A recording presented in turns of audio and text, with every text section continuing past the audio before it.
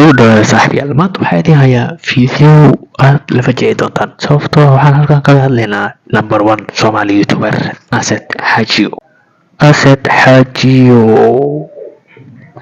Waxaan isweydiiyey YouTube-ka ma wuxuu jecel yahay mase waa nin businessman oo YouTube-ka business ka sameeya. Su-aashaas isweydiiyey waxaan xoogaa waqti ku yara qaatay channelkiisa. Waxaan fiiriyay kontaktiyada uu soo dhigto sababtoo ah waxaan rabaa inaan helo tiriiga saxda ah oo ninkan internet ku yahay in ka badan 2 sano weliba available. Maalin walba aad ka helayso fiideo cusub iyo madadaalo cajiib ah. Waxaan fiiriyay xoogaa yar waqti aan ku baxshay 30 maalmood u dambeysay fiideoda oo soo dhigay YouTube-ka Asad Hajiyo. Waxaana arkay 90% fiideoyadiisa oo idil waxay u badnaayeen game oo lacag lagu guuleysanayo. Bal waxaan is iri bal maad xisaabisid 30 fiideo lacagta uu ku baxshay Asad Hajiyo bishan September ah.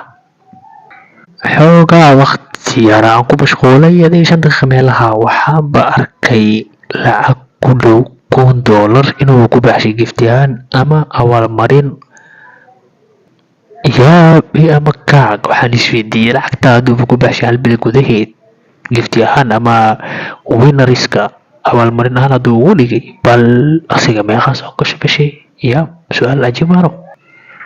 Aniga aragtidayda ahaan waxaan u arkay in Asad YouTube-ka uu arko business uu mar walba content walba soo dhigayo uu investment ku sameynayo si uu uga helo faa'iido fiican. Sababtoo ah markaad aragto asxaabtiisa joogtada ah ku dhawaad 1 year teamkiisa dhisan waxaad leedahay sababta uusan teamka u dameynin waa interestiga uu ninkan ama qarashka uu ku bixinayo contentidiisa. taa oo dhiirigelin u ah qof walba oo asiga collaboration la sameynayo. Runtii waxaan arkay fiideo badan oo ninkan uu soo bandhigayo uuna leeyahay fiideodan waan duubay waqti badan ay baxay qarash aan ku baxshay laakiin marka dambe waxaan u arkay inaysan u qalmin audience ugu xiran inay daawadaan ama wax entertainment ku sameyn kara maadaama aan aniga ka helin. taasi waxay ii muujisay in ninkan YouTube-ka uu yahay company teamka asiga la shaqeeyana uu arko dad shaqo wadaag yihiin ama uu maalgashanayo ama teamwork asiga la sameynayo ama mararka qaar laga yaabo inuu arko shaqaalihiisa oo kale. taasi waxaan u iri waxaan isweydiiyey qof saaxiibkiina dabcan dadka asiga channelka kala soo muuqanayo waa dad YouTuber ah mararka qaar YouTube-kooda ayaa kusoo muuqda laakiin weli ma arkin ayaga oo abaalmarin ama barnaamij noocay doonta ahaato YouTube-kooda ay soo dhigeen ama asiga uu kala soo muuqday ayagoo abaalmarin ama waxaas ku bixinayo. Waxaan isweydiiyey asxaabta YouTube-ka mar walba Asad kala soo muuqato miyaysan la xumaanin in saaxiibkooda ay mar walba lacag qaataan xitaa haddaysan jeclaysan maadaama uu ninkan YouTube-kooda kala soo muuqanayo ayagana wax la sameynayo miyaysan isdhihin xataa lacagtiisa hadduu diiday inaan ka diidno oosan na siinin bal aan ugu celino haddana anaga oo sidiisoo kale isticmaalayno fiideo markaan la duubo abaalmarin ahaan aan jeebkiisa dalaq u siino.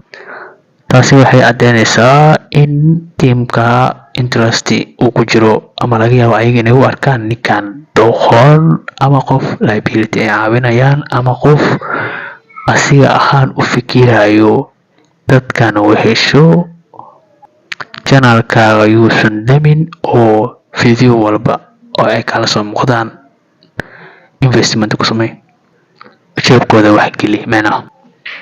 taasi waxaan u iri waxaan arkay marar badan asiga oo taxi u dalbayo jeebkiisa ka bixinayo asiga oo maqaayad geenayo jeebkiisa ka bixinayo asiga oo fiideoda ay kala soo muuqdaan ku siinaya lacago. hal marna maan arag qof ayaga ka mid ah YouTube-kooda marka uu ka soo muuqdo ayaga oo wax abaalmarin xataa ku bixinayo. saaxiibtinimo joogta ah ma jirto mar walba waxaa jirto dan joogta ah. bye bye saaxiibayaal adiguna maxaa u aragtin bal fikirkiina qaybta hoose noogu reeba. See you, bye bye.